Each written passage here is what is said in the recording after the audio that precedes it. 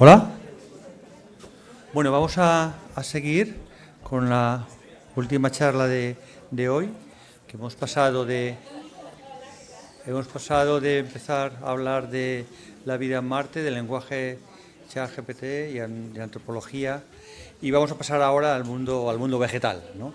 Y para eso tenemos a Segundo Ríos, que bueno, hizo ciencias biológicas en Murcia, la Universidad de Murcia, y doctor de la Universidad de Murcia, y actualmente es profesor de la Universidad de Alicante en el Departamento de Ciencias Ambientales y Recursos Naturales, y es un gran especialista en flora. Es el director de la Estación Biológica de las Torretes, es un centro de la Universidad de Alicante que está en Ibi, que a lo mejor nos puede hablar un poquito, sí, o no, para saber de lo que es. Pero bueno, tiene 111 publicaciones de artículos científicos, ha participado en 25 libros, es una autoridad en flora. Ha colaborado con universidades en Perú, en México, Marruecos, Francia, Bulgaria, Australia, y ha colaborado incluso científicamente con ellos, publicando artículos a nivel internacional. Y bueno, no solamente es especialista en flora silvestre, sino que también en jardines, en flora de etnobiología, con flora culinaria, con medicinales, etcétera, etcétera, y también en restauración de ríos mediterráneos. Entonces yo creo que vamos a disfrutar de su charla y nada más, darle la palabra a Segundo, y muchas gracias por venir aquí a hablarnos de flora. Bueno, pues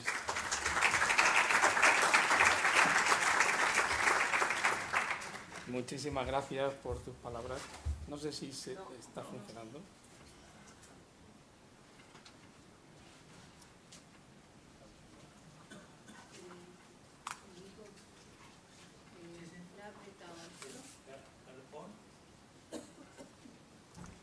Ahora sí.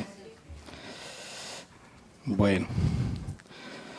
Muchísimas gracias y también por la invitación a participar en este curso, que de alguna forma, pues, como es tan pronto, acá, prácticamente estábamos hace 4 días todavía en agosto, pues nos hace entrar en este nuevo curso yo creo que con buenas ganas, porque estamos tratando unos temas que, aunque son variopintos, porque yo desde luego ahora vamos a dar un salto importante, pero sí que tienen esa chispa de interés que los hace idóneos para esto que llamamos divulgación científica, que poco más o menos viene a ser como traducir lo que hablamos entre nosotros, los que trabajamos en ciencia, a los que no.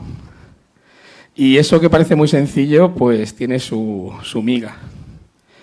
Y durante muchísimos años, yo llevo aquí en Alicante ya 26, pues la verdad es que a los que decíamos la palabra divulgación o hacíamos algo de divulgación, pues a veces nos decían incluso tontos, pero a tu cara.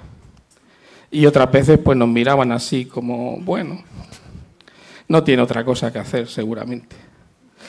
Y de hace unos años para acá, pues resulta que hay hasta un tramo, un sexenio que es exclusivo de transferencia. O sea que, por lo que se ve, ahora sí que la divulgación científica es algo que se tiene en cuenta. Bueno, esto lo digo así un poco consornado porque hemos escuchado a lo largo de nuestra vida muchas cosas, de todo. Y yo he sido un convencido de la divulgación científica desde el primer día. Y en el instituto en el que estoy integrado, el CIBIO, pues más todavía, porque por iniciativa de nuestro instituto, pues se ha creado un museo de biodiversidad y una estación científica, que es la que dirijo desde hace ya mucho tiempo, que es también el Jardín Botánico de la Universidad de Alicante. Y que, aunque no lo he incluido en la charla porque pues la verdad no se me ocurrió y tampoco me gusta aprovechar las oportunidades para ir metiendo propaganda de lo mío, ¿no? Como decía que hemos venido a hablar de mi libro, ¿no? Lo que pretendo es hablaros sobre cosas que creo que pueden ser interesantes y que a lo mejor pues no habéis reparado en ellas. Pero sí, os digo que en Ibi, en la solana del Parque Natural de la Fonrocha, hay unas instalaciones que por un convenio entre el Ayuntamiento de Ibi y la Universidad de Alicante llevan funcionando ya más de muchos años, más de 20, y os invito a que las visitéis, tanto el Museo de la Biodiversidad, que no lo dirijo yo, lo dirige Eduardo Galante, como la Estación Biológica y Jardín Botánico de Torretes, porque creo que podéis pasar un buen rato, eso también, y ver un poco pues nuestra labor de muchos años en esto de la divulgación científica. Dentro de unos campos que podríamos englobar en el término este también muy elástico de biodiversidad. Y en el caso mío, pues más concretamente relacionado siempre con el mundo vegetal.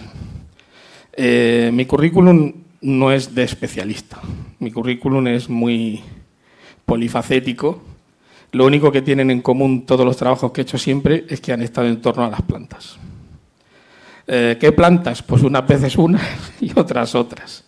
Ahora mismo, como estoy de profesor también en el grado de gastronomía, pues estoy muy relacionado con las plantas culinarias, aromáticas, especias, en fin, todo este grupo de plantas que tienen mucho que ver también con los usos, tradiciones, que es la etnobotánica o etnobiología, que es también muy interesante porque recupera buena parte del conocimiento tradicional de nuestros mayores, que humildemente, pues la verdad, no eran científicos, pero sabían bastante.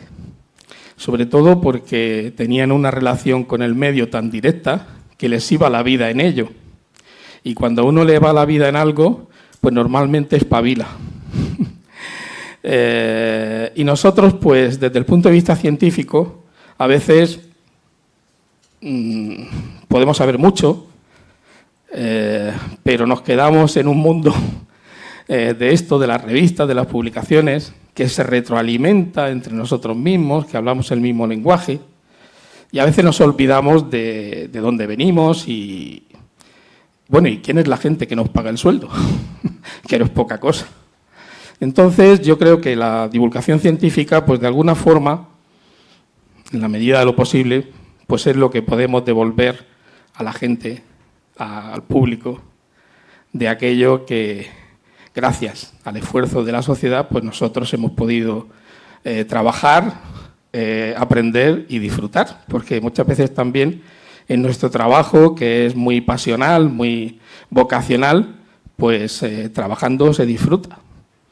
Y eso también tiene sus problemas, porque a veces el día tiene 24 horas y aprovechamos muchas, robándolas al sueño, a veces a la familia, otras veces a los amigos, en fin, esto, pero es nuestra vida. Bueno, reitero mi invitación, os espero allí en la Estación Biológica, en el Jardín Botánico de Torretes, que está abierto todos los días, durante la semana, los que trabajamos allí, y yo estoy prácticamente casi todos los días que no tengo clase.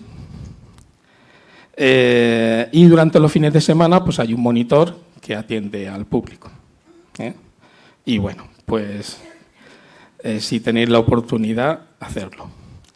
Llevamos mucho tiempo y todavía hay mucha gente en nuestra universidad que no lo conoce y es una pena, porque esfuerzos para divulgarlo hacemos muchos. Entre ellos, si tenéis también la oportunidad, ahora que las radios se pueden escuchar en internet fácilmente, pues en Radio Ibi, todos los miércoles, hablo una media horita sobre plantas muy diversas, llevo ya más de 12 años y ahí pues también podéis aprender algunas cositas sobre distintos aspectos. Hay veces que hacemos algunos monográficos sobre plantas medicinales, estos últimos que hemos hecho eran sobre los árboles singulares de Ibi, en fin, vamos tocando distintas temáticas para que la gente no se aburra. Pero hemos aguantado 12 años, que ya es mucho, ¿eh? Bueno, vamos a empezar. Creo que casi todo el mundo sabe, y por tanto, pues el decirlo aquí no es ningún descubrimiento, que la vida surgió en el mar. Y esto tiene sus cosas, porque el agua es un medio. Bueno, esta mañana se lo comentaba a mi hijo, y parece de perogrullo, pero digo, mira, en el agua no te puedes deshidratar, porque estás cubierto de agua, no te puedes deshidratar. Pero si sales del agua y estás en la tierra, pues si tu cerebro, retomando, es en un porcentaje altísimo, casi, no el 100%, pero casi, agua, pues el mantener el agua en nuestro cuerpo puede ser una cosa importante, ¿no? Bueno, pues las plantas, que todo parece ser que fueron los primeros organismos en vivir fuera del agua, aunque probablemente las bacterias lo hicieron antes y los hongos, ¿eh? Pero cuando hablamos de esto, la conquista del medio terrestre, pues decimos las plantas. Y dentro de las plantas, pues algunas algas se atrevieron a asomarse un poquito. Asomarse un poquito quiere decir, pues estas charcas que forma el mar en la interfase entre la tierra y el agua, pero seguían siendo acuáticas. Las primeras que se atrevieron, pues parece que fueron los musgos, después vinieron los helechos, después las coníferas y después las plantas con frutos y con semillas. Bueno, con semillas también tienen las coníferas, pero con semillas y con frutos, que son las que finalmente pues han dominado el planeta. Entonces, bueno, pues ese periplo va a ser un poco el hilo conductor de la charla, ¿vale?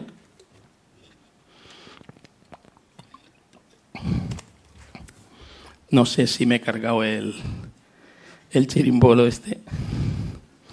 Si no, lo pasamos con la mano. Creo que no, creo que está bien.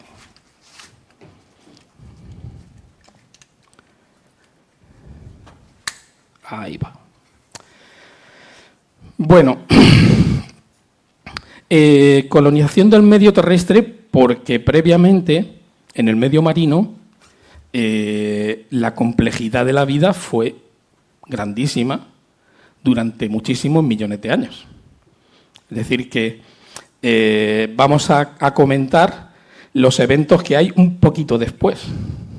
Claro, a escala geológica, los cambios requieren una cantidad de tiempo que para nuestra escala humana a veces son difícilmente comprensibles. Más o menos se piensa que entre unos 4.600 millones de años pues, se formó el planeta Tierra y la vida unicelular surgió muy rápidamente. Y se extendió sobre todo pues, por toda la parte acuática del planeta. Pero claro, la Tierra tiene un problemilla, bueno, tiene muchos problemas, pero sobre todo el agua también nos servía como una capa protectora de unas radiaciones que si no eran filtradas, pues eran nocivas para la vida. Hasta que esa vida acuática generó la cantidad de oxígeno suficiente y sobre todo de ozono para crear una atmósfera protectora de esas radiaciones, pues ningún ser vivo se atrevió a asomar la patita fuera del agua y si alguno lo hizo, pues probablemente no lo consiguió. O sea que esta fue la primera, digamos, el primer paso que hubo que dar desde el punto de vista planetario para que esto fuera posible. Bajo esta protección que otorga el agua, pues se originaron verdaderos ecosistemas complejísimos de miles y miles de organismos, que muchos de ellos siguen viviendo en la actualidad. Es decir, que las condiciones que había bajo el mar hace millones de años y ahora, pues no son las mismas, pero desde el punto de vista de muchos organismos son equivalentes, puesto que han sobrevivido. El agua tiene este elemento que comentaba así de forma jocosa, pero que es así. O sea, la hidratación es permanente. Pero también es un medio en el que es más fácil sustentarse. La gravedad no es tan fuerte dentro del agua, esto lo sabemos todos. Si habéis visto en algún documental los sargazos, que son unas algas de mucha longitud, cuando sube la marea, pues llegan a tener 3 o 4 metros de alto, a veces más, simplemente con unos flotadores. Sube el agua, se estiran, baja el agua, se encogen. No necesitan mayor rigidez para estar erguidos y captar el agua. Captar el agua, digo yo, qué tontería. Captar la luz del sol. Luego, otra cosa importante. Dentro del agua, aparte de la propia fotosíntesis que hacen las plantas, los nutrientes están disueltos. Absorberlos es facilísimo. A nivel de membrana, esto es muy sencillo. Por lo tanto, tampoco tienen una gran problemática desde el punto de vista de la nutrición. ¿Cómo se transportan? Bueno, hay dentro de todos los seres vivos hay células que necesitan moverse, sobre todo las células sexuales para producir la multiplicación sexual, pues tienen que encontrarse, moverse, y esto en el agua pues es bastante fácil. De hecho, casi todos los gametos, sobre todo los masculinos, son nadadores en casi todas las especies. Ahora veremos que esto de la colita, o a veces son pelos, pero es una cosa que ha sobrevivido incluso cuando ya no hacía falta, incluso en las plantas terrestres. Por lo tanto, es una cosa que desde el punto de vista genético estaba muy fijado como un elemento importante. Otras veces no tienen esos flagelos, hay algunos casos, pero como flotan, pues se pueden dispersar y pueden llegar a encontrarse. Bueno, las primeras plantas que lograron salir fuera del agua, pues tuvieron que superar todos estos retos. Primero, regular el contenido interior del agua, que esto no es poca cosa. Hasta que aparecieron algunas células muy especializadas, que es lo que llamamos estomas, pues los primeros musgos, todavía los que sobreviven en la actualidad, cuando hay agua están hidratados, cuando no hay agua se secan. Sí que es verdad que algunos musgos han adquirido una capacidad que algunos llaman cristobiosis, que es que cuando se desecan quedan como en un estado de vida latente y cuando se rehidratan pueden volver a vivir. Pero cuando están deshidratados no pueden crecer. Es decir, que esa cristobiosis es como una vida en diferido. Luego, si los vegetales están formando una alfombra sobre el suelo, pues lo tenemos resuelto, porque las algas ya tenían eso. Pero si lo que queremos es una estructura que crezca en altura y que capte la mayor cantidad de luz solar, pues nos falta algo. Y los tejidos que llamamos de sostén, los haces vasculares de las plantas, pues esto no apareció así a la primera, tardó un tiempo. Y sobre todo tuvo mucho que ver con el metabolismo de los carbohidratos, porque fue necesario la aparición de una molécula, que es la lignina, que es la que conforma la mayor parte de la madera de los vegetales, que es uno de los polisacáridos más complejos que hay. De hecho, hay muy pocos organismos que sean capaces de comérselo. ¿Qué organismos conocemos que coman madera?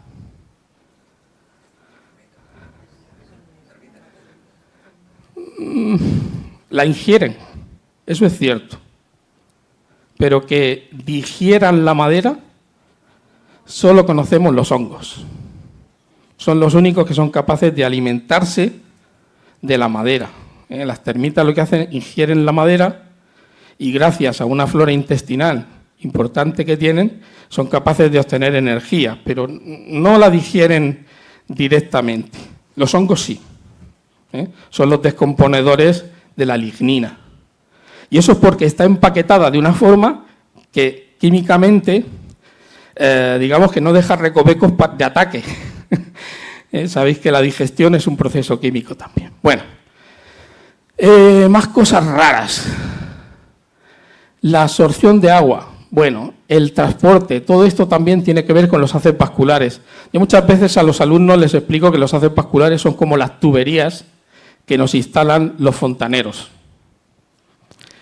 Lo que pasa es que las tuberías normalmente se abren con un grifito, que es el que hace que el agua corra. Pero en las plantas no existe el grifito. Lo que existe es como cuando tenemos una pajita y un helado y sorbemos. Y ese movimiento de absorción es el que produce la transpiración. De manera que para que la pajita siempre tenga el agua ascendente y el agua, las plantas superiores la captan a través de las raíces, tiene que haber esta persona que absorbe, que en el caso de las plantas es la transpiración. O sea que las plantas tienen que estar continuamente soltando agua y absorbiendo, y la columna va subiendo. Y esa columna pues es la que transporta todos los minerales y luego también la que permite el que haya la suficiente humedad dentro de la planta. Hay una cosa en las plantas que esto es de lo que más trabajo nos cuesta. Esto y la fecundación son las dos cosas que más trabajo nos cuesta de enseñar en la botánica. Y tengo que decir, con cierta tristeza, que cuando hacemos algunas preguntas, pasa un tiempo, a los alumnos sobre estas dos cosas, nos damos cuenta de que nuestro esfuerzo ha sido inútil. O sea que debe ser muy complejo. Yo, como lo entiendo, no lo veo tan complejo, pero debe serlo porque... Y esto es lo que llamamos alternancia de generaciones, es que en las plantas hay dos organismos viviendo al mismo tiempo que son de la misma especie botánica, de la misma especie desde el punto de vista científico, pero que funcionan por separado. Uno tiene una carga genética simple y el otro doble. Pensar un momento que cuando se produce la reproducción sexual en todos los organismos, que es la única que es capaz de mantener una diversidad desde el punto de vista genético suficiente como para que los organismos no decaigan, porque luego está la multiplicación vegetativa, ¿no? Las bacterias se parten en 2, y luego en 4, y luego en 8, y así se van multiplicando. Las levaduras, por ejemplo, lo hacen muy rápidamente. Pero para mantener la diversidad biológica hace falta la reproducción sexual. Se produce por la fusión de dos células. Si esas dos células juntan sus cromosomas, la siguiente tendrá el doble, ¿no? Esto multiplicado unas pocas veces quizás no hubiera tenido importancia, pero si lo multiplicamos miles y miles de veces, pues llegaría un momento en que no cabrían los cromosomas. Entonces, la evolución encontró un mecanismo, que es lo que se llama la meiosis, que es que previo a la fabricación, por decir así, entre comillas, de los gametos, de las células que van a producir la fusión para dar la reproducción sexual, pues previamente reducen el número de cromosomas a la mitad. Entonces, hay en algunas plantas, dentro del ciclo vital, una como especialización y una parte del organismo es aplonte, tiene la mitad del número celular y la otra tiene el doble. Y esos organismos, por ejemplo, en las algas, pueden estar conviviendo y solamente si miramos algunos de los órganos sexuales o el número de cromosomas, podemos saber si son uno o el otro, porque a veces son morfológicamente idénticos. Todo esto complicó muchísimo el descubrimiento del ciclo vital de los vegetales. Durante muchísimos siglos no se sabía con certeza qué era lo que pasaba. Bueno, pues esta alternancia de generaciones también ha tenido mucho que ver con la conquista del medio terrestre, porque resulta que desde el punto de vista estructural, siempre en el diplonte se adquirió una mayor complejidad. Es decir, por ejemplo, el primer estoma, que es la célula que regula el contenido en agua de los vegetales, apareció en el esporofito, que es el organismo diplonte de la alternancia de generaciones, y no en el gametofito, que es el que tiene la menor complejidad. De manera que el que uno de los dos, digamos que predominase desde el punto de vista vital dentro del ciclo de cada organismo, pues también tuvo mucho que ver con el éxito de la conquista del medio terrestre. Un problema importante.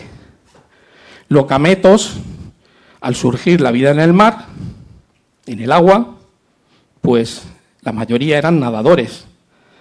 Al principio, tanto el femenino como el masculino eran nadadores, después el gameto femenino se va haciendo de mayor tamaño y acaba siendo fijo, sésil, mientras que el gameto masculino siempre se mantiene como nadador. Claro, en el agua nadar es muy fácil, pero cuando salimos al medio terrestre, cuando las plantas salen al medio terrestre, los gametos nadadores no tenían mucho sentido. Y ahora entenderéis por qué los musgos y los helechos casi siempre los encontramos en medios que son muy ricos en humedad, porque todavía necesitan un poquitín de ese agua, por lo menos para producir la reproducción sexual. Y luego hay otra cosa que es todavía más importante, que es una vez que se produce la fusión de las dos células sexuales, lo que llamamos cigoto, tenemos dos opciones: generar el organismo fruto de esa reproducción de forma inmediata o esperarnos un poquito. Y esperarnos un poquito puede tener ventajas, porque sobre todo si de tejido somático lo vamos recubriendo de una serie de capas de células protectoras, incluso algunas que pueden servir de nutrición para ese cigoto, pues cuando germine y dé lugar a la nueva planta, pues igual el éxito es mucho mayor. Esto es lo que se llama embrión. Y, de hecho, todas las plantas terrestres se les denomina embriófitos. Es decir, que esta fue otra de las condiciones que tuvieron que superar para poder prosperar en un medio que no era tan fácil como el medio acuático. Los primeros organismos, como os comentaba, pues son los musgos. Esto es un esfagno. Fijaros si en la foto, aunque no sea una maravilla de foto, pero se ve que se transparenta. Y esto es por el poco número de células, de capas de células que contiene. Claro, si se transparenta, lo mismo pasa si le quitamos la humedad. Se queda completamente seco. Si habéis visto la turba de musgo de esfagno, que se vende muchas veces en las tiendas de jardinería, pues esto parece ahí como lo que ponemos en el Belén, ¿no? Como si fuera una pajita, realmente. Y los helechos pues fueron los siguientes. Desde el punto de vista de los gametos, aquí he hecho un poco una representación libre para la radio completamente, pero bueno, yo creo que puede servir para entenderlo. Digamos que dentro del mar, los gametos, que aquí hay gameto femenino y gameto masculino, pues necesitaban una gran cantidad de agua para, moviéndose libremente, encontrarse y producir esa fecundación, esa fusión de dos gametos, que es lo que va a dar lugar a el cigoto y a la nueva planta. En este caso, pues una planta 2N diplonte. Los briófitos y tanto los musgos como las hepáticas, que son muy parecidos pero tienen una morfología un poco diferente, siguen manteniendo esta dependencia del agua, pero claro, ya no están en el mar. Entonces, ¿cómo lo consiguen? Bueno, pues viviendo en zonas donde llueve muchísimo o en zonas muy próximas a las salpicaduras del agua. Por ejemplo, los arroyos, las fuentes, las turberas, que están empapadas de agua continuamente. Basta a veces con una gotita de agua para que estos gametos, me estoy pasando al siguiente, para que estos gametos, que son los de los briófitos, sean capaces de desplegar esos flagelos que tienen, nadar y aproximarse hasta el gameto femenino, que en este caso ya no es nadador. Y en los pteridófitos, en los helechos, sigue siendo lo mismo. Todos estos pelitos que se ven son móviles y son los que hacen que se pueda también aproximar hasta el gameto femenino. En este caso la dependencia es menor y en la alternancia de generaciones de los helechos hay un organismo diminuto, más o menos de unos 2 milímetros, que es el gametófito, que ahora lo veréis en una fotografía, que tiene los órganos sexuales en la cara inferior, que es justo la que está en contacto con el agua. De manera que, aunque sea poquita cantidad de agua, es suficiente para que los gametos masculinos se puedan desplazar y puedan producir la fecundación. Los gametos masculinos en las plantas le llamamos de dos formas. Una forma que es la más general, espermatozoides. Y bueno, pues esto no tiene que ver con los espermatozoides de los animales superiores ni con los humanos, ¿no? Bueno, pues por eso nos inventamos otra palabra, que es anterozoides. Digamos que cuando nos da vergüenza decimos anterozoides y cuando no, pues espermatozoides. En la bibliografía podéis encontrar indistintamente los dos términos porque significan lo mismo, ¿eh? Son gametos masculinos móviles, ¿vale? Bueno, no sé si conocéis los gingos. El ginkgo biloba, este árbol que viene de China, que la primera vez que se descubrió vivo fue en los monasterios budistas, porque en fósil ya se conocía. Esta planta se conoció antes muerta que viva. Esto pasa con muchas plantas.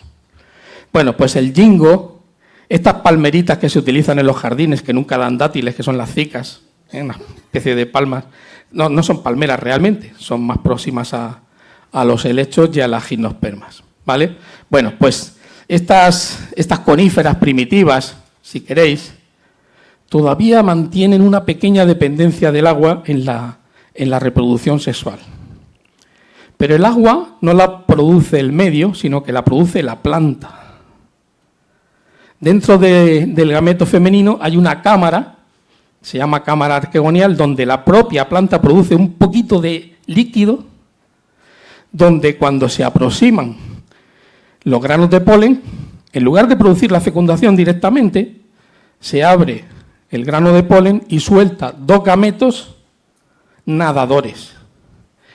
Esto es lo que llamo yo el chapoteadero, porque realmente desde que lo suelta el tubo polínico hasta que llega, si llega, al gameto femenino, la distancia puede ser de micras o de menos de 1 milímetro. O sea que para ese viaje ya nos sobraban alforjas, pero como todavía tenemos pelitos, necesitamos el agua para acabar la faena, que es aproximarnos y producir la fecundación. Dentro de las propias gimnospermas, las más evolucionadas, por ejemplo los pinos, los abetos, ya dijeron, para esto ya, y entonces cuando germina el grano de polen, aproxima los gametos ya reducidos solamente a los núcleos y se produce ya la fecundación directamente por fusión de membranas. Ya no hace falta el líquido elemento porque los gametos ya no nadan, son simplemente los núcleos. Y a partir de ahí, todas las angiospermas, que son las plantas con verdaderas flores y frutos, pues han seguido esa estrategia. Entonces, el líquido celular es el que hace de vehículo para trasladar los gametos, de célula a célula. Con lo cual, digamos que se asegura el éxito y, de hecho, no es casualidad que las angiospermas son las que dominan el planeta.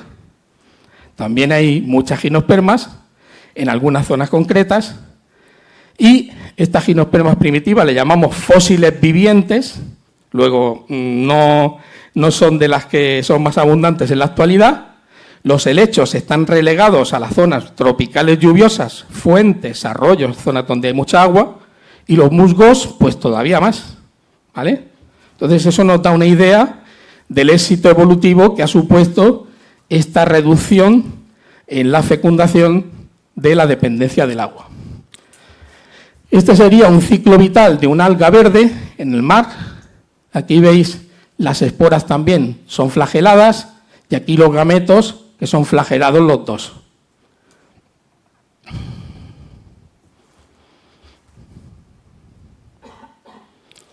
Esta es una alga que vive muchas veces en charcas alejadas del mar, incluso continentales, pero con agua salobre, muchas veces, que suprimió la alternancia de generaciones, con lo cual se parece un poquito más a las plantas superiores, pero todavía tenemos aquí los gametos masculinos flagelados y nadadores. Los musgos, esto es una zona de turberas, en una zona de alta montaña, las fuentes, los arroyos. Bueno, fijaos aquí cómo se aproximan los gametos masculinos a los femeninos, a la osfera. Solo con una gotita de agua tenemos suficiente, porque el tamaño es tan pequeño que en una gotita de agua es suficiente para que puedan nadar. Pero si no nadan y no entran nadando por este tubo, no hay fecundación posible. O sea que sin el agua no podemos tener multiplicación sexual. Y luego también los musgos y las hepáticas tienen el problema de que todavía no habían conseguido esos tubitos que conectaban el suelo con la parte alta del vegetal. Por lo tanto, no son capaces de mantener el contenido en agua dentro de su propia estructura. Esto es lo que se llama poiquilohidros, porque no son capaces de regularlo. Entonces, ¿qué quiere decir? Que si ahí se queda en el ambiente, pues se secan, se deshidratan. Y si hay mucha humedad, pues se rehidratan. No son capaces ellos de regularlo. Eso es lo que hace que dependan de estos ambientes y que no los encontremos por cualquier sitio. Y también el no tener esos haces vasculares que, aparte de conducir el agua, dan rigidez a la estructura, pues todos los musgos que seguramente habéis visto son diminutos. No podemos encontrar un musgo así de alto. Son siempre plantas muy pequeñas. Bueno, pero ellos dominaron la tierra mucho antes que el resto de vegetales. Es decir, que no es perfecto, pero fue suficiente durante mucho tiempo. Por cierto, que decía antes que la complejidad de las estructuras apareció en el diplonte. El diplonte en los musgos es un parásito del aplonte, es decir, que la planta con el doble de cromosomas vive a expensas de la otra, pero por lo que fuera adquirió una complejidad estructural, siendo tan pequeñito y parece que no sirve para nada más que para fabricar las esporas, pues adquirió una complejidad estructural mucho mayor. Con lo cual, aquí es donde aparecen los primeros estomas y donde aparecen los primeros rudimentos de lo que serían después los haces vasculares. Por lo tanto, tuvo una gran repercusión desde el punto de vista evolutivo. Lo que pasa es que en los briófitos, en los musgos, la parte aplonte, la parte con la mitad de cromosomas, es la que domina el ciclo vital, la que tiene una mayor duración a lo largo del ciclo. Y en el siguiente caso, que son los helechos, se invirtió esa proporción, de manera que es el diplonte el que predomina. De hecho, cuando vemos los helechos, lo que estamos viendo son organismos diplontes. Y cuando vemos los musgos, salvo esta parte que parece como una cabezuela, todo lo que estamos viendo es un organismo aplonte. Bueno, pues aquí en los helechos, la única parte aplonte que podemos ver, si tenemos suerte, porque a veces entre la turba, entre el fango, mirando con una lupita, podemos encontrarnos esta especie de corazoncito verde diminuto de 1 milímetro. Si lo cultivamos en una placa Petri, tenemos más suerte, porque lo podemos ver fenomenal. Bueno, pues esta parte que es el gametófito, el organismo aplonte, vive muy poquito tiempo en los helechos. Por la parte inferior, que aquí lo he representado en un dibujito, tiene los anteridios y arquegonios. Los anteridios liberan estos anterozoides o espermatozoides ciliados que van nadando y van entrando a los arquegonios y fecundando la ovocélula. Y gracias a eso se forma el cigoto, que es el que da el nuevo organismo, que es el diplonte, que es el que tiene la forma del helecho característica y el que vemos macroscópicamente. Bueno, pues esta característica le hizo a los helechos ser, desde el punto de vista evolutivo, muy superiores, y los helechos se han extendido mucho más que los musgos. Están prácticamente por todos los ecosistemas. Hay más helechos, lógicamente, en las zonas tropicales y en las zonas pluviales, pero incluso en Alicante tenemos una gran cantidad de especies de pteridófitos. Bueno, los helechos ya tienen haces vasculares, ya pueden trasladar el agua dentro del tejido, son homeohidros, pueden regular el contenido en agua, aunque no tan perfectamente como las plantas que le van a seguir en complejidad. Todavía producen esporas, no producen semillas, con lo cual digamos que sus diásporas, las células que dispersan el vegetal, no tienen tanta cantidad de sustancias nutritivas y de células protectoras que les pueden hacer sobrevivir en un medio hostil, pero producen tal cantidad que también llegan a muchas zonas del planeta y, por tanto, pues han sido también exitosos desde ese punto de vista. Bueno, llegamos a las coníferas primitivas. Esto es una representación del ciclo vital de un ginkgo biloba y, sobre todo, nos vamos a fijar dentro del gametofito femenino, que sería lo que luego da esta especie de huevo, una especie de semillita, cuando está fecundado. Aquí hay una pequeña camarita donde el propio gametofito crea una gota de líquido, donde todavía, una vez, creo que estaba representado aquí, una vez que el grano de polen germina, se elonga el tubo polínico, pero aquí es donde viene la sorpresa. En lugar de aproximar los gametos, lo que hace es abrirse y soltar un gameto lleno de pelos, de cilios, que lógicamente aquí no va a hacer una gran carrera natatoria, apenas va a recorrer menos de 1 milímetro, pero es todavía necesario ese líquido para que se pueda producir la aproximación de los gametos y la reproducción de tipo sexual. En cambio ya, esto es otra conífera, es otra gimnosperma, pero aquí ya son los tubos polínicos producidos por el grano de polen los que aproximan los gametos y ya es completamente independiente del medio líquido para producir esa fecundación. Eso también hace pues, que estas gimnospermas, sobre todo los pinos, los abetos, los alerces, pues se hayan distribuido por extensas zonas del planeta, incluso conforman ecosistemas donde son las plantas dominantes, como la taigá. Y bueno, pues llegamos a las más complejas, las que conocemos con más frecuencia, las plantas que producen flores y frutos. Aquí está claro, porque ya es el tubo polínico el que traslada los gametos masculinos reducidos a unos núcleos. Y ahora veis aquí que tengo una fotografía que está hecha con microscopio de fluorescencia y ahora les voy a lanzar la pregunta que más me gusta hacer cuando doy clases de botánica. La flor que hay en este esquema es de un lirio, pero vamos a imaginar que lo que está representado aquí es una flor de un tomate y el resultado del tomate, una vez fecundado, pues va a ser un tomate, por ejemplo, con 230 semillas. Y mi pregunta es la siguiente: ¿cuántos granos de polen nos hacen falta para que las semillas de ese tomate, 230, sean fértiles. Y ahora es cuando habría que poner la musiquita.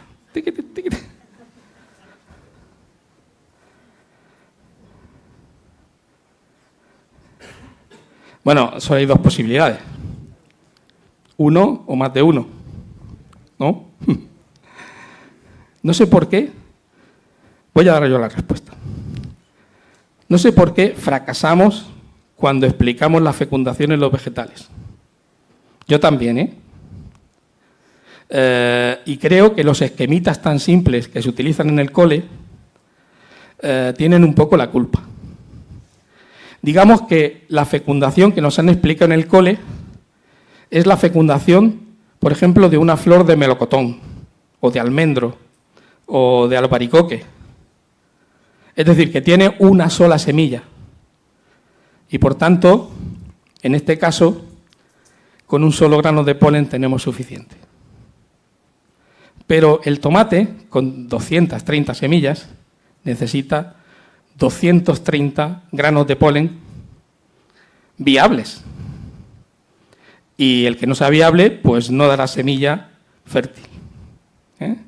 Y por eso he puesto esta foto, que es el estigma de un tomate, de una planta de tomate, de una flor de tomate, y todo esto que se ve son los tubos polínicos progresando a través de los tejidos del estilo de la flor del tomate hasta llegar a todos y cada uno de los óvulos, de los primordios seminales que están en la flor, en la parte inferior, en el ovario, y uno a uno se produce la fecundación, que no es lo mismo que la polinización. La polinización es el acto que hacen las abejas, el viento, de dejar el polen sobre la superficie del estigma, aquí. Luego el estigma tiene unos complejos sistemas químicos por el que dice a un grano de polen tú sí, tú no. Por ejemplo, si es de su misma flor, a veces le dice tú no. Y así favorece el intercambio genético. Por eso las abejas son tan importantes. Bueno, las abejas y otros polinizadores. Bueno, pues esta era la respuesta. 230 granos de polen. Y ahí es donde se mide el éxito o el fracaso que tenemos en la docencia de la botánica. Normalmente cuando hacemos esta pregunta, pues salimos fatal ese día, nos vamos con muy pocos ánimos, porque son poquísimos los que han pillado la idea. Y mira que lo explicamos bien, así como lo estoy explicando ahora. Pero con el tiempo vuelve a esa idea inicial del cole, vuelve a hacer mella y... Bueno, esto simplemente por dar una idea de cómo se fue ganando en complejidad, de acuerdo con el registro fósil, que como pasaba con nuestro compañero anterior, pues es lo que es. En las plantas hay más, pero tampoco hay mucho. Se fue ganando en complejidad y sobre todo lo que se va consiguiendo es alejar cada vez más las células sexuales del suelo y crear una estructura más compleja, con más lignina, que es esa molécula que, como os decía, fue tan importante. Bueno, pues como recordatorio, musgos no regulan el contenido en agua, estos son hepáticas, son muy parecidas a los musgos, pteridófitos regulan el agua, pero todavía son dependientes desde el punto de vista de la fecundación sexual. Las gimnospermas ya son más independientes y además tienen los tejidos bien desarrollados, los vasculares bien desarrollados, con lo cual pueden tener una estructura mucho mayor. Y las angiospermas con los frutitos, que son ya, digamos, la forma definitiva, la más evolucionada de las plantas. Estas células fueron también clave, veis, aquí están cerradas y aquí están abiertas. Esa capacidad de abrir y cerrar esas válvulas tiene mucho que ver con la propia fotosíntesis, porque cuando la planta está haciendo la fotosíntesis necesita captar el CO2, el gas del carbono, que es lo que luego va a incorporar a las moléculas orgánicas que va a realizar a través de la fotosíntesis. Una molécula de glucosa, que es la base de toda la cadena metabólica, pues tiene 6 moléculas de carbono. y hay que unirlas a través de la energía que aporta la luz. Esto tan sencillo es la base de la vida, o sea que es una cosa bastante importante. Aquí veis estos haces vasculares, cómo la tensión superficial, la tensión que se genera a través de la transpiración es la que hace subir el agua desde las raíces hasta el resto del vegetal. Estas células también tuvieron mucho que ver con esa conducción del agua. Al principio, lo que tenían para conectar las células era como una especie de colador, como unas perforaciones. Esto es lo que llamamos traqueidas. Esto llega hasta las gimnospermas. Y una transformación posterior pues hizo que estas células perdiesen todo el contenido celular, también las paredes intermedias, de manera que lo que crean es un vaso continuo. Y entonces a esto le llamamos tráqueas. Son las que tienen todas las plantas con flores y frutos verdaderos. Esto tiene su intríngulis. Por ejemplo, un abeto, un pino, en la taigá, cuando se congela, no se muere. Un abedul, que es de las que tienen flores y frutos verdaderos, cuando se congela, se muere. Y esto es porque a través de las tráqueas la columna de agua es continua. Si se interrumpe por congelación en un trocito, no sube. Por mucho que absorbamos, el agua ya no sube. Sin embargo, en las coníferas, como va a saltos, esos saltos los puedes volver a conectar una vez que se produce la descongelación. Y por eso las gimnospermas, las coníferas, han llegado a hábitats mucho más fríos que donde llegan las angiospermas. Bueno, todo esto realmente sirvió para llegar al medio terrestre. Pero ahora vamos un poco a la parte más divertida, que voy a ir un poquito más deprisa. Una vez que estamos ahí, a ver qué hacemos.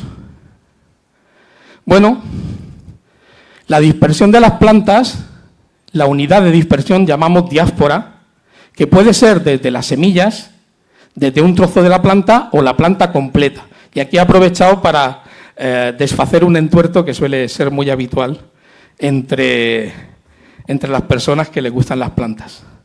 Hay una planta mítica que es la rosa de Jericó, que realmente corresponde a una planta de la familia de la col, a una crucífera, que vive en el desierto del Sáhara, del Sinaí, en Turquía, en Siria, por toda la zona del norte de África y de Asia Occidental.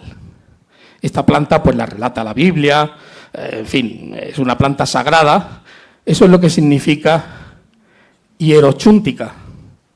Sería algo así como decir súper sagrada en griego. Y cuando los europeos llegamos a América, pues en el desierto de Sonora, en zonas de México, pues encontré una planta muy parecida, pero que es un helecho. Por supuesto, esta no la conocía ni el rey Salomón, ni el rey David, ni tiene nada que ver con la Biblia, pero es la que se vende como rosa de Jericó. Si alguna vez compráis una rosa de Jericó, es muy bonita, es una planta que revive, está seca y está completamente marrón, la ponemos en agua, se rehidrata y se pone verde enseguida y se pone a crecer. Bueno, es una curiosidad. Bueno, pues en este caso, tanto esta como esta, se dispersa la planta entera. Hay otras plantas que utilizan su propia energía para dispersar las semillas. Este es el pepinillo del diablo. Cuando está así, si nos acercamos y pisamos con poco cuidado, pues rápidamente estalla y nos suelta las semillas en una dirección que casi siempre, si no llevamos gafas, nos llega hasta los ojos. Y esto es muy irritante. Es también una estrategia de que los animales, pues corriendo, se van frotando y van soltando las semillas a una distancia mayor que la que llega con su propia energía. Y si no, pues con esto también llega a unos metros de distancia. Hay otras plantas que lo que hacen es dejarse caer por su propio peso. Por ejemplo, las castañas, las bellotas. Esto es lo que se llama barocoria. Estas, lógicamente, no llegan muy lejos. Hay otras que vuelan. Por ejemplo, estos son las semillas de una adelfa y entonces, pues como Como pesan muy poquito, pues el viento se las lleva y nos pueden salir adelfas en cualquier lugar. Estas también planean con el viento, por eso lo de anemocoria, pero como son un poco más pesadas, pues van a llegar más cerca, unos pocos metros. La intención de la planta es alejarse lo más posible de la planta madre, para no competir el hijo con la madre. Hay otras que siguen utilizando el agua, por ejemplo, los nenúfares, pues simplemente dejan las semillas flotar y el agua pues ya se encarga de dispersarlas. Otras veces son las gotitas de lluvia, como pasaba con los musgos. Esto es una semilla de una salvia. Tiene aquí los 4 frutitos y cuando cae una gota de agua y atina en el agujerito, pues saltan las cuatro núculas en distintas direcciones. Bueno, este es el campeón de los viajeros, o uno de los campeones. Esto es un coco partido tal y como cae del cocotero, no como nos lo venden en el supermercado. Esta sería la parte que nos venden en el supermercado. Todo esto de aquí, que forma parte del fruto, es un tejido esponjoso, que sirve por una parte para flotar y por otra para almacenar agua suficiente como para hidratar la semilla y hacer que germine. Pero el coco lleva bastantes reservas para desarrollar una palmera casi sin hacer fotosíntesis, porque la grasa que acumula dentro del coco tiene una cantidad de energía impresionante. Cuando los cocos arriban a una playa, sobre todo si es de clima tropical, pues consiguen germinar y desarrollar la planta. Y por eso se me ha ido el sonido. Bueno, sí, no, sino con este. El del atril. Sí, ya queda poquito. Os decía que por eso el cocotero pues está prácticamente en todas las playas tropicales. Pero eso lo vamos a ver ahora. Sí, mejor. Eso lo vamos a ver ahora a continuación. Esta es una planta que se utiliza mucho como medicinal, es el arpagófito. Sí, perdón. Ahora estoy yendo en sentido que no es.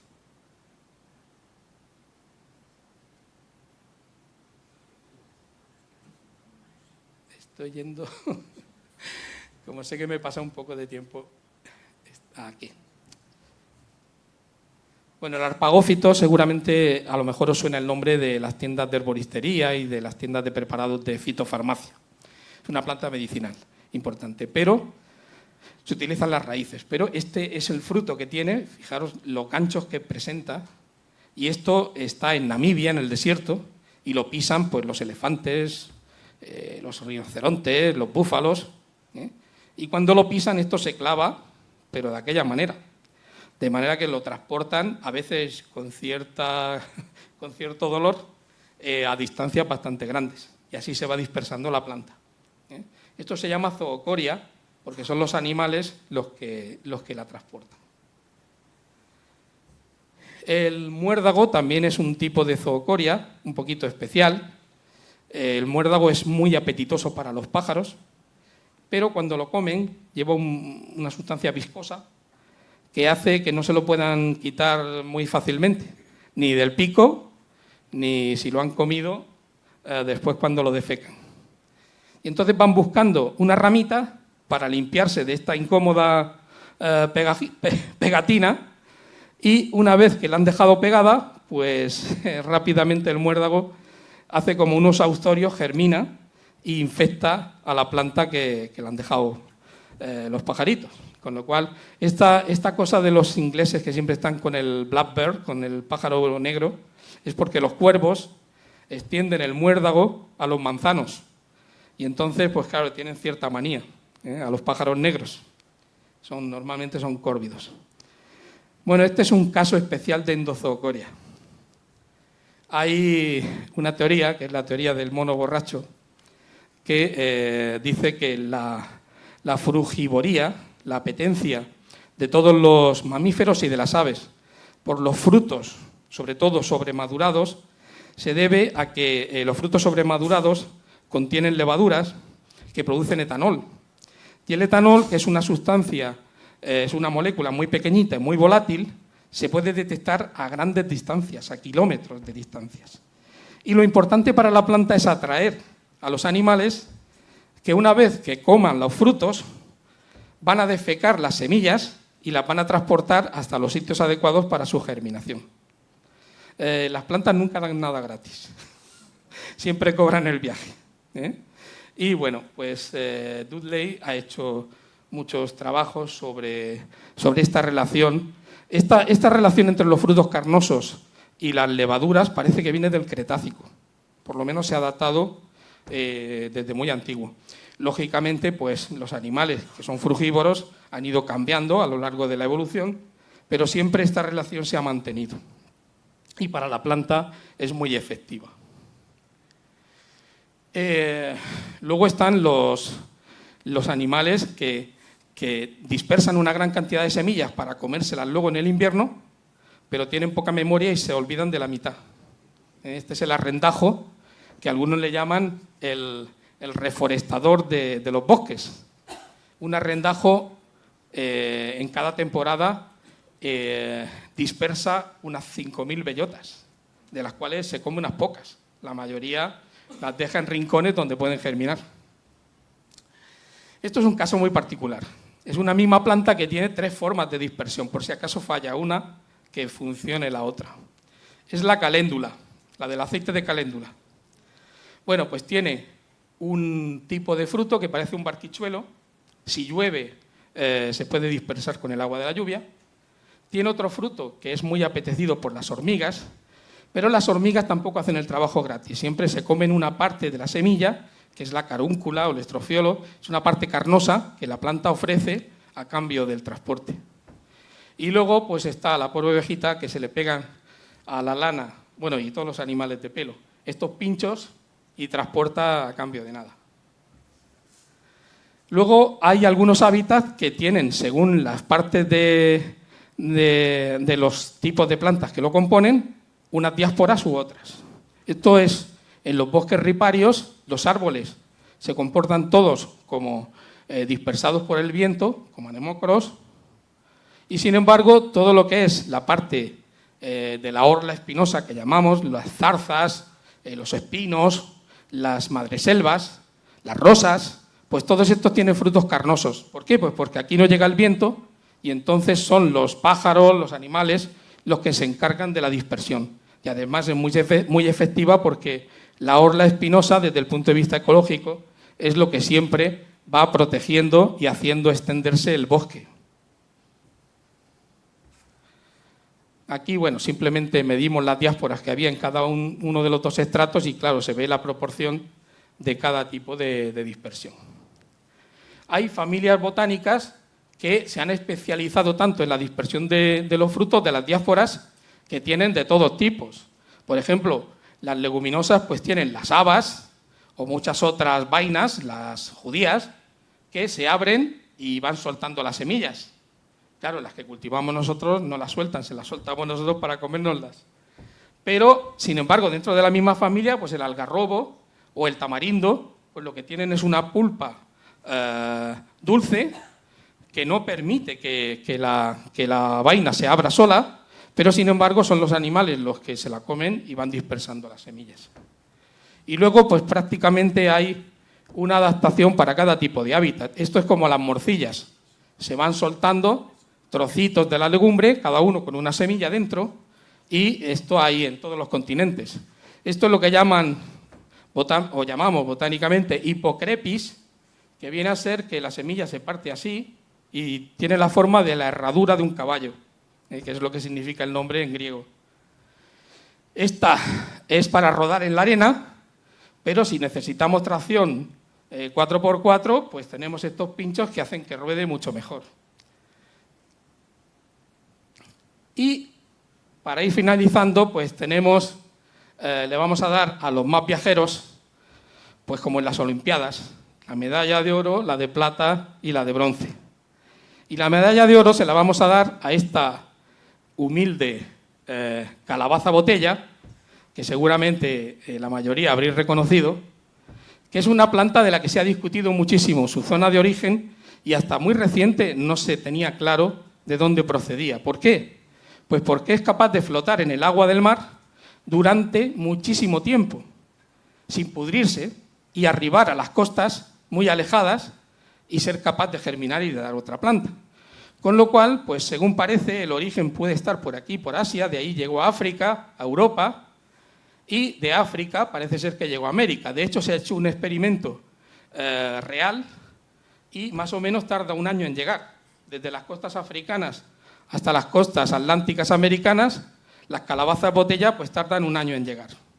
O sea que es una viajera nata.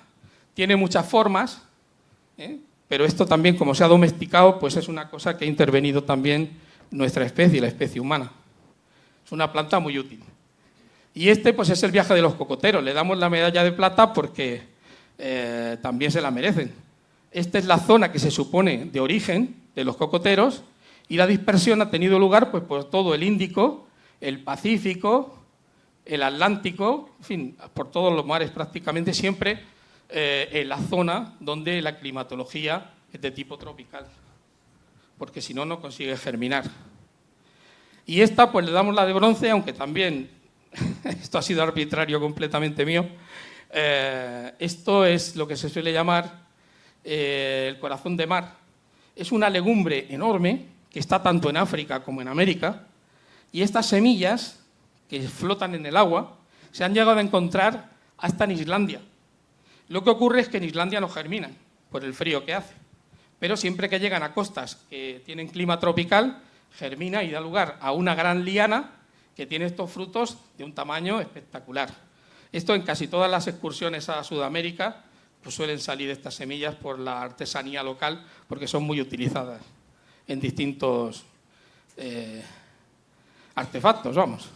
Y nada, pues me he extendido un poquito más, pero espero que este viaje de las plantas pues haya sido de vuestro agrado y a lo mejor pues habéis descubierto algo nuevo o igual no.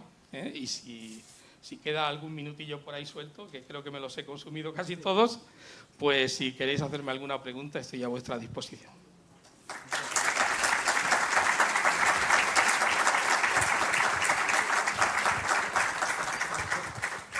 Bueno, pues vamos, sí que hemos aprendido muchas cosas. Vamos a ver preguntas para el segundo.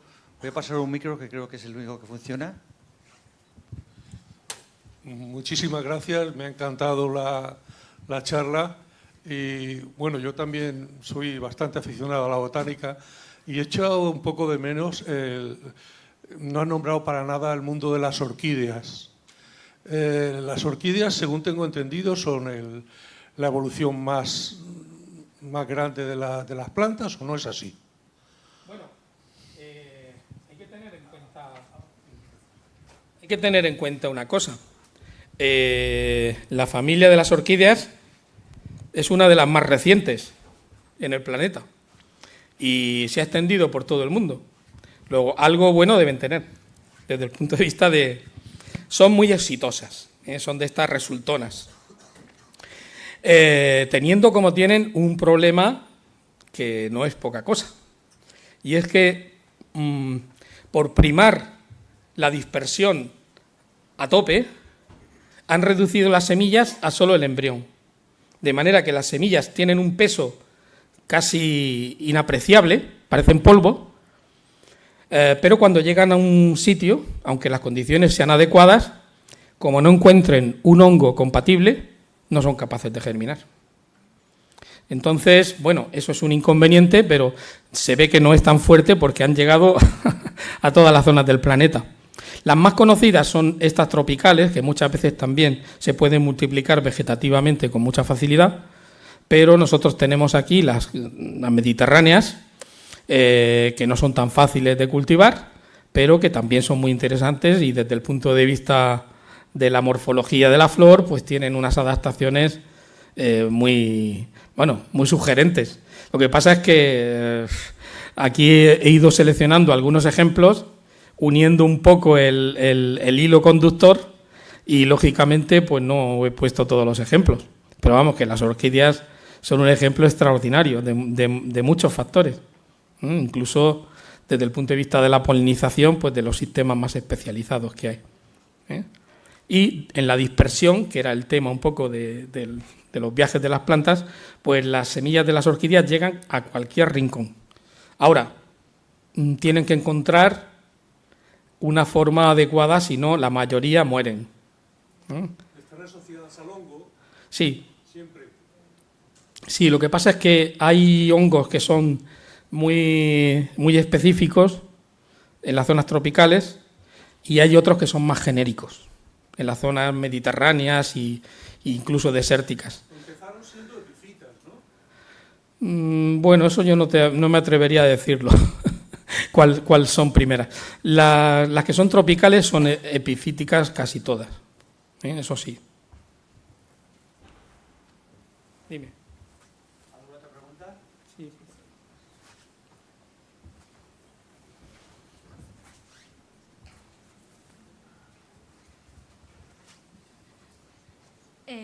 Bueno, en relación también con las flores y otros tipos de plantas, en las resinas y en las flores suele haber sustancias aromáticas. Sí. Hay otros tipos de plantas que no tienen un olor, al menos no demasiado perceptible, por lo menos para los humanos. ¿Se sabe si tiene alguna función este tipo de compuestos y si en las plantas que viven debajo del agua también los hay, este tipo de compuestos? Las resinas normalmente están en las hojas o en los tallos, o a veces también en los órganos reproductores, y los olores, que son atractivos desde el punto de vista de las flores, suelen ser moléculas muy diferentes. Lo que llamamos plantas aromáticas, que tienen una serie de moléculas que son volátiles, generalmente son terpenos, en fin, hay distintos tipos de moléculas, pero para que se puedan difundir, pues tienen que ser volátiles. Entonces, estas moléculas suelen tener una función defensiva. O sea, la mayoría son o antisépticos muy poderosos o incluso bactericidas y fungicidas, con lo cual lo que intentan es defender a la planta. Las plantas tienen dos metabolismos. El metabolismo primario, que es para crecer la planta y desarrollar todas sus funciones vitales, y el secundario, que dedica sobre todo a la atracción, que sería el caso de las flores, y a la defensa. Precisamente, si utilizamos las plantas como medicinales, es porque los enemigos de las plantas principales, que son en este orden los virus, las bacterias y los insectos, los hongos y los insectos, pues son los mismos que nosotros, los virus, las bacterias, y por eso las mismas sustancias que las plantas han biosintetizado para defenderse, a nosotros nos resultan útiles. Lo que pasa es que nosotros no somos capaces de sintetizarlas. Todavía. Y la parte atractiva de las flores es diferente. Normalmente son azúcares o a veces alcoholes. Entonces, esos atraen pues, a los que van a ser los polinizadores y les sirven de alimento. Entonces, es una atracción diferente. Pues nada, muchas gracias por tu respuesta, muy aclaradora.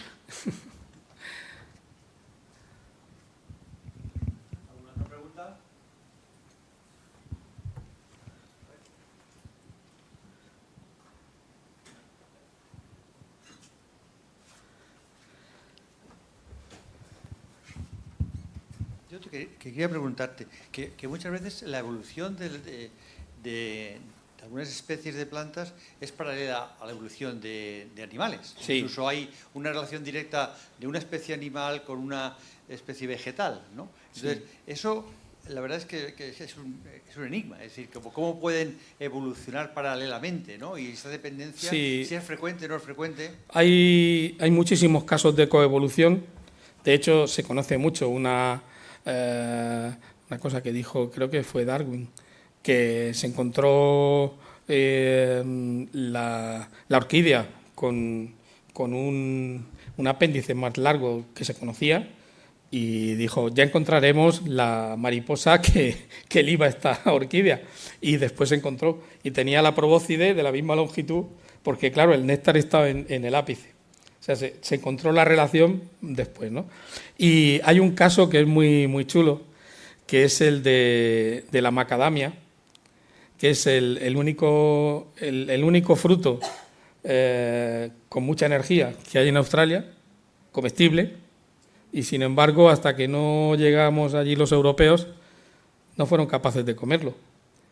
Y es que tiene una cáscara tan dura que no se puede partir por golpeteo, tiene que ser con la fuerza de un tornillo.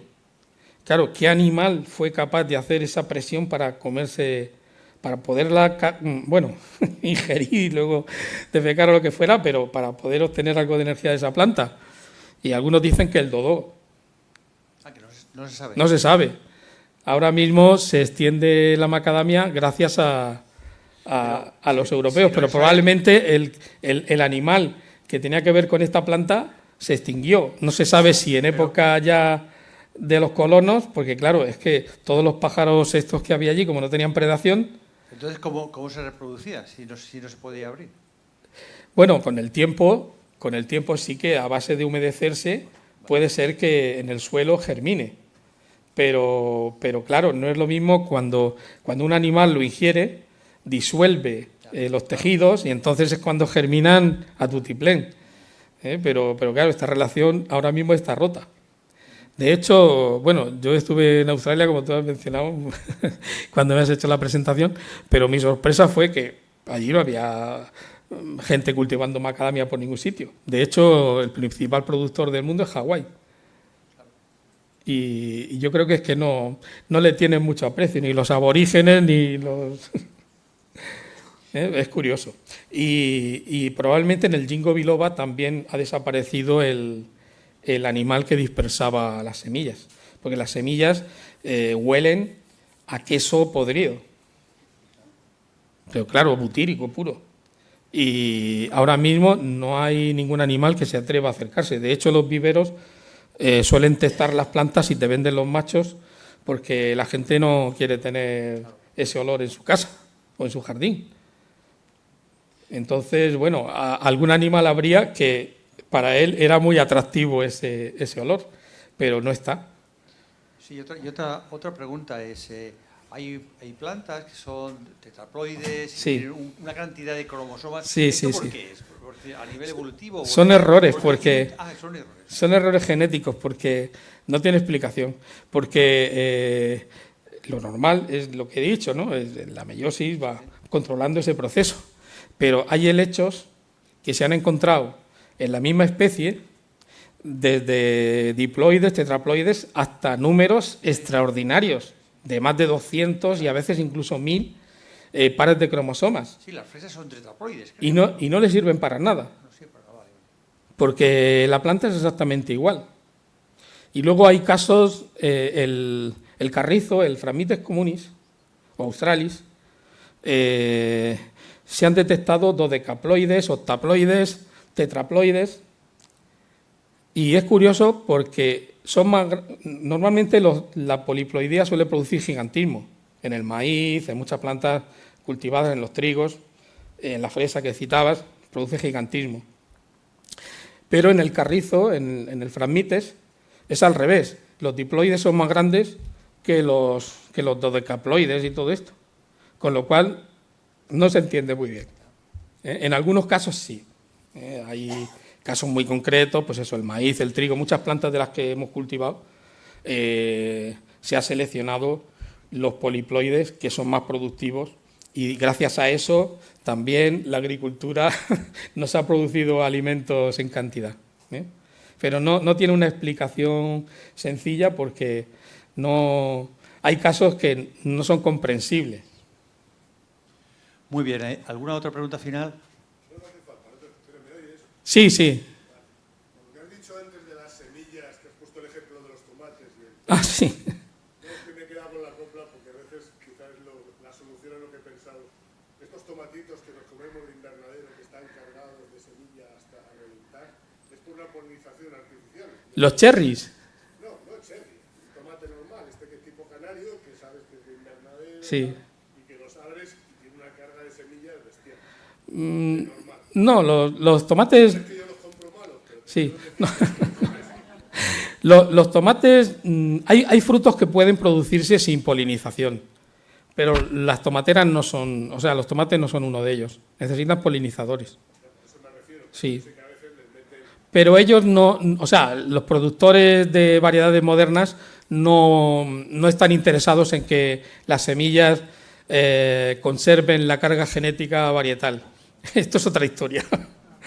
Porque se hacen variedades comerciales que tienen copyright o que tienen un trabajo de selección y entonces muchas veces se hacen hibridaciones entre líneas que son estériles o que no son completamente viables para que no se pueda transmitir esas características a cualquier persona que lo compre. Si compras un tomate de muchamel o un tomate de una variedad tradicional, sí que lo puedes hacer.